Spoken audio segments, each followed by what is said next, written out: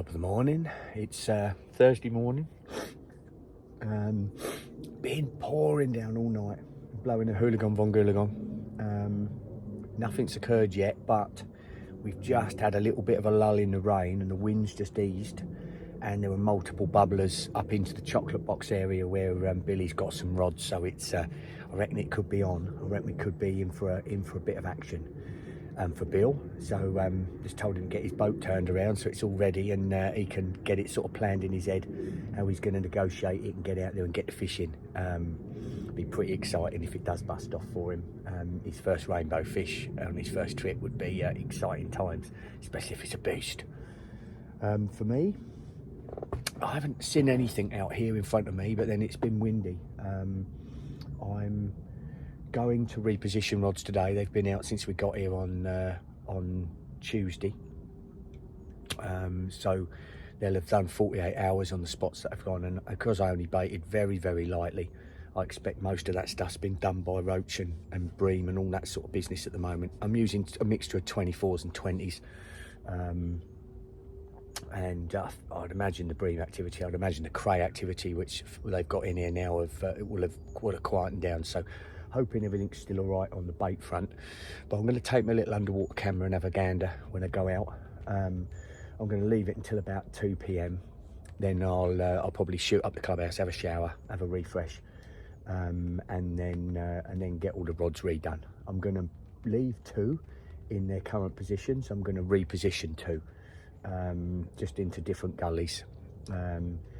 Again, weather forecast is looking really good for this coming weekend, up to 18 degrees, which again for our area with the slightly shallower water, I reckon could be really quite good for us. So I want to make sure that my spots are absolutely bang on and everything's done. There's a little bit of bait down there, keep trickling in.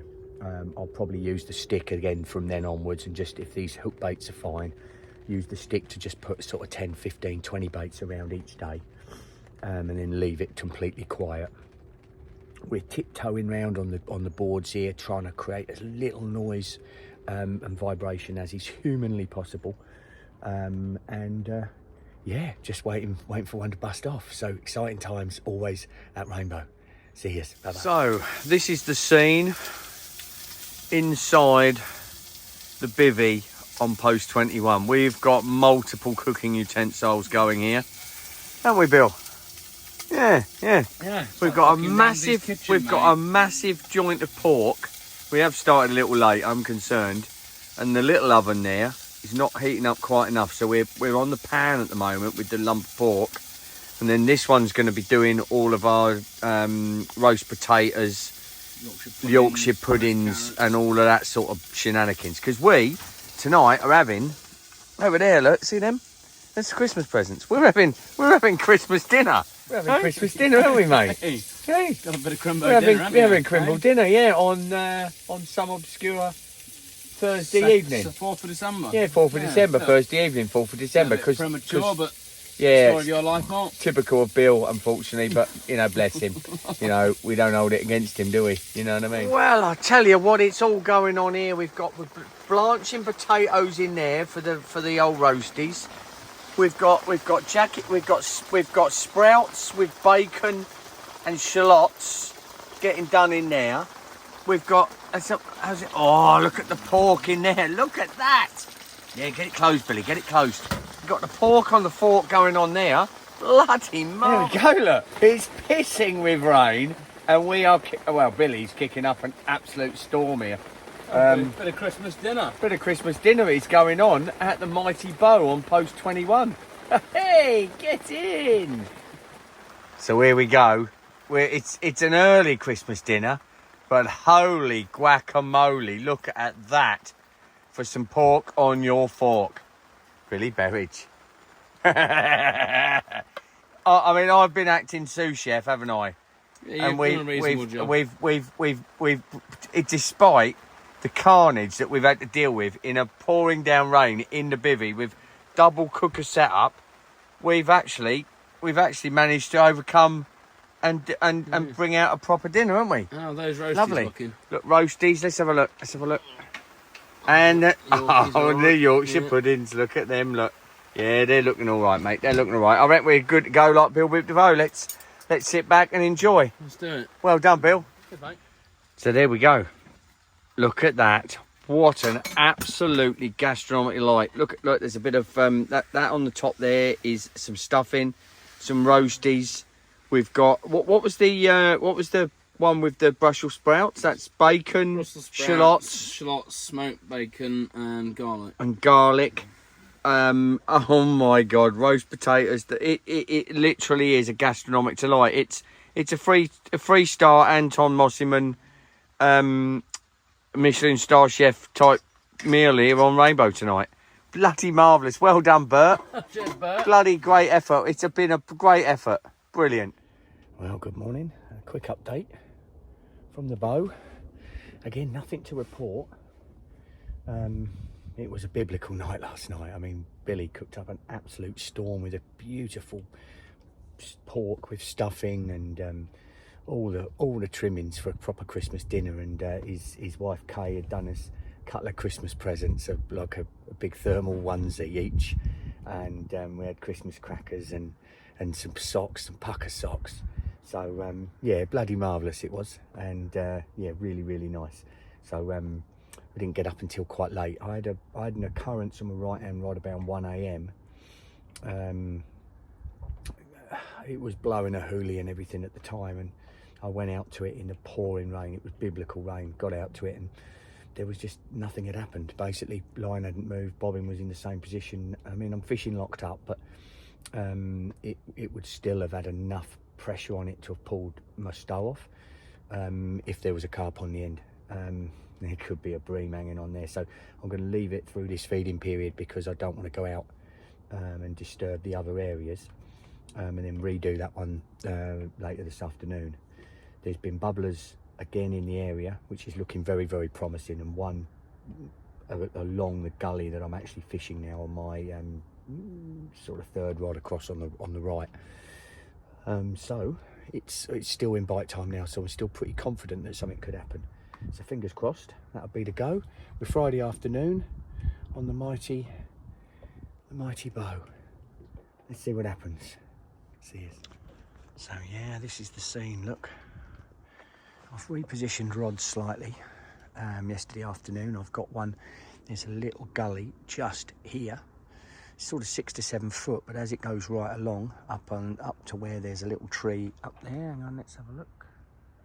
That little tree coming out just there. It's about just over 8 foot underneath there. There's a nice little hole. It's pretty solid clay, so I've repositioned one there. Got a little dot island here, and I've got a pole on it. And it's a really good gully down to 10 foot on the other side, so I'm fishing basically right on the transition zone there. It was quite soft but after it, and it was just getting quite hard, so I'm fishing just onto the slightly softer stuff, but that's looking like a nice little spot. Then I've got, there's 3 little dot islands here, here and here, and a metal girder that comes out of the water. That's got a very small gully behind it, goes down to about 8 foot, then comes up to about 2 foot on the second one, and then drops down to 11. I've actually dropped it on the other side of that. I've got a small pole off of here, and then I've laid my line down the slope of the actual bar itself, so no line is in that gully. The float is at the top of it, and the bait is at the bottom of it in about 11 foot of water. Again, it's pretty solid clay. And then the other one, you can't quite see it. The other one is 2 bars across in the middle of the main channel there, and that's where the bubblers have been, and that's in 11.2 feet. Yeah, it's looking good for a bite. Due to get warmer now as the weekend approaches, and I think that's really good for us. So it's just identifying where we're going to get fish from, identifying where they're feeding now, and hopefully setting the traps ready for them to trip up with a rainbow whacker. Yeah, all to play for. Here we have the launching of HMS Noddy. Captain Bream Hunter, he's also named as, off to retrieve his rig. He's quite famous for sinking boats. It's mainly during the wartime period.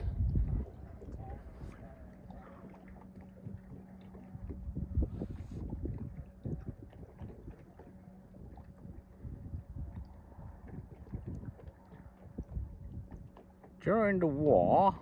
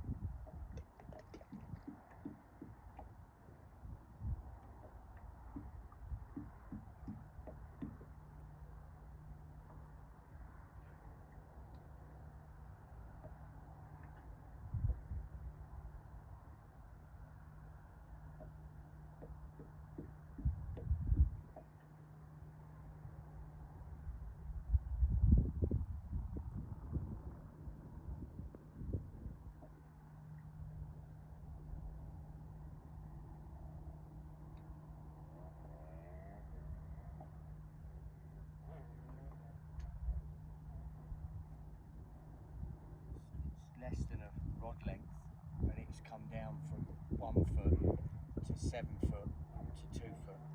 It's a really tricky little bait placement, but I'm quite happy that I've got that line laid up completely up that bank so that nothing moving through there will come across the line. It's the game. That's what we're trying to achieve.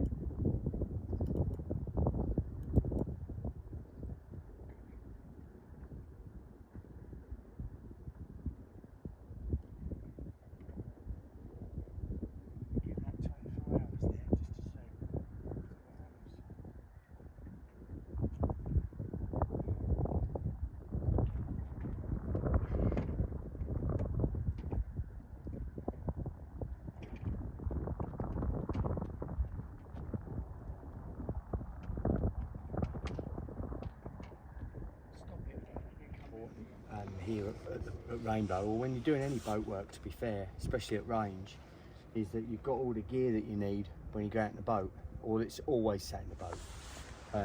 You know, you can catch a small carp here, and what you don't want to keep doing is having to keep going out in the boat across your baited spots or across your swims. So I literally have a pouch with all my kit in, spare baits ready to go, normally spare stringers ready to rock and roll. I've got PVA, loads of spare leads, loads of spare rigs and baits, and then I pre-soak all my baits here.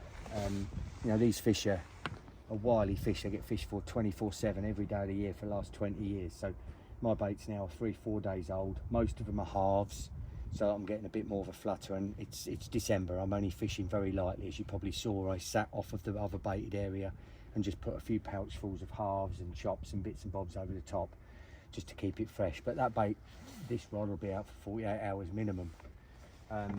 But again, you don't want to be out there and then go, oh bugger, I've got to retie a new rig, or I've got to put a new bait on, and then have to come all the way back, to go all the way back out, to come all the way back again. So it's super important that you've got all the kit in the boat when you're doing boating stuff. Otherwise you get caught short, and yeah, it's problematic. So here we go tonight. This is Billy's fillet steak. We've had these before at Toisil. Fillet steak. We have them in Billy's made a special. We need to look at this. A special. This is chili jam. Chili jam, there to go with it, and fresh baked. And mustard mayo. And mustard mayo. Fresh baked little baguettes and mustard mayo. We had these. Me, myself, Marcus, Goodsir, and Billy. Good angler.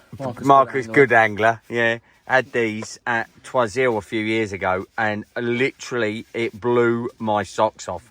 So Billy's brought it back into look at that slightly pink fillet steak. Oh my giddy, what's it? Holy guacamole, you cannot comprehend just how good these fillet steak with chili jam. What have you got? You've got mustard. Mustard mayo, mustard. Holy shit, the best you've ever had. We're talking Anton Mosselman, eat your heart out. Shit. Oh yeah. Here he is. I'm available for cooking if anyone's any spare Rainbow trips available. Yeah, there you go. Look, there you go. Fantastic. Awesome. All right, Saturday morning, changeover day for many people. Lots of people were up early this morning. The island's gone, 7, 8, 9's gone. What else can I see? 1, 2 has gone, 5's gone. So a lot of people moved. Often a good time on the Rainbow. A time when a lot of disturbance, a lot of people are getting lines in, lots of movement, and then people are arriving. So if you're here, and you are here over that changeover time, it can be quite a productive time because you're not making much disturbance. Saying that, I have just gone and moved a rod. I'll show you in a minute, but I basically went out and spoke to a couple of my mates who fished many years here. Wayne Cooper, Kevin Gardner, and Kev fished 21 quite specifically many years ago now, but caught a lot of fish from here, and just put me onto a couple of little spots to check out, and I checked it out yesterday. I'm going to show you in a minute. A very convoluted, as is most of Rainbow, bottom structure with some very close together, very tight bars and small gullies, which means, you know, super accurate bait placement, or you're fishing it totally wrong and you ain't going to catch. So again, like I said yesterday or the day before, the key here is I use generally a double lead setup. I've shown it before, and often what I'll do is I use a 6 ounce on the bottom, because that's the one the fish is going to get hooked on, and then about a 10 or 12 ounce lead up the line as the second lead. That's the one that's securing the float, so you don't get any movement in that rig, because 12 ounce leads ain't going to get moved by a float. I will lay it so that I've got the bait laying along the bottom to your hook bait with the 6 ounce lead, and then I try and get it so that 10 to 12 ounce lead is on the transition up the slope, and then I over depth the float, and then I pull that down often to a hook so that the line is then laying horizontally or right up parallel to the slope of the bar coming up. That's why fishing over the bars can be better. That way no line is actually visible in that bar, and the float then is just at the top of the bar or over the top of the bar. That means everything's hidden, everything's away, but it requires a lot of work to get it absolutely right. And often I think if you go out there with a camera, you'll find that your best laid plans don't look quite like they do when you have them in your head. But obviously you're trying to achieve that. That's what you're trying to achieve. That area was just up and down like a fiddler's elbow.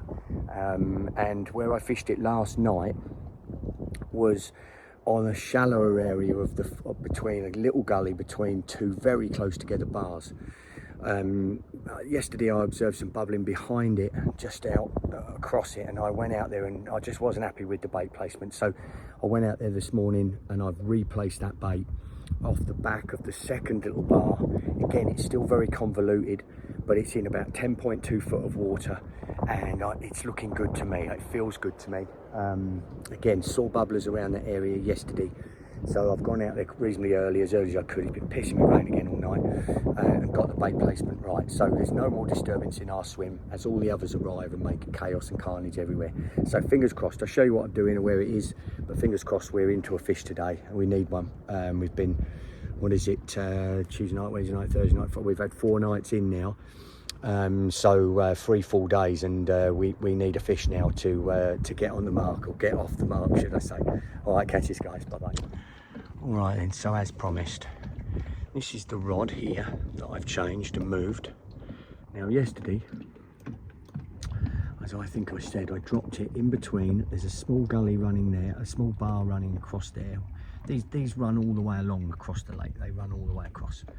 But then there's that one there, which is actually another bar behind it, and there's a small gully in between. Now what I've done is I've used my same hook, but I've dropped it over onto the back of the bar that one corresponds to. It's slightly deeper water, and it feels better to me. Bottom composition was good. It's a nice bit of silt there, but there was also some harder clay type areas, so I'm feeling confident that could be a spot. Now, you know, a lot of people fish, everyone fishes lakes differently, don't they? But a lot of people tend to fish to their far extremes. So for this, the boundary is over here and along to the donut island there. Now 1 and 2, when they were here, were fishing off to the back of that as far out as they could fish, and leaving all the deeper water in close, which I think was possibly a mistake. I'm not fishing right out to my boundary. I'm fishing into the gullies, closer in. I feel, you know, often on these very highly pressured lakes where everyone fishes the same method, that trying to fish just slightly differently, doing things slightly differently. That's not to say people don't fish in all the same gullies and stuff that I'm doing now, but invariably people tend to watch these videos of the bow and they'll fish to where they've seen others catch from. And of course they're going to catch fish there, there's no doubt about it, but are you going to catch the ones that are just that little bit shyer? They're just moving slightly off the pack, off the group, into doing slightly different things, and that's what I'm after. I'm after some of them real special ones that are in here. I had that beautiful 72.5 common in the summer this year, which was an absolute belter, and I could do with another one of them really. That would be that would make my winter, or the end of 2025, would be very, very special. So that's the plan of action.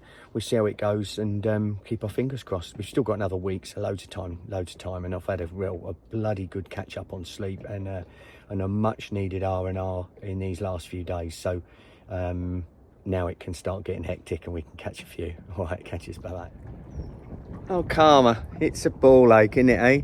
When he was taking a piss about old Fenzi, the bream angler, eh? Then what does old Billy just catch? A nice big slab of bream, doesn't he? The massive noddy. Hey? Yeah. Thank you, God.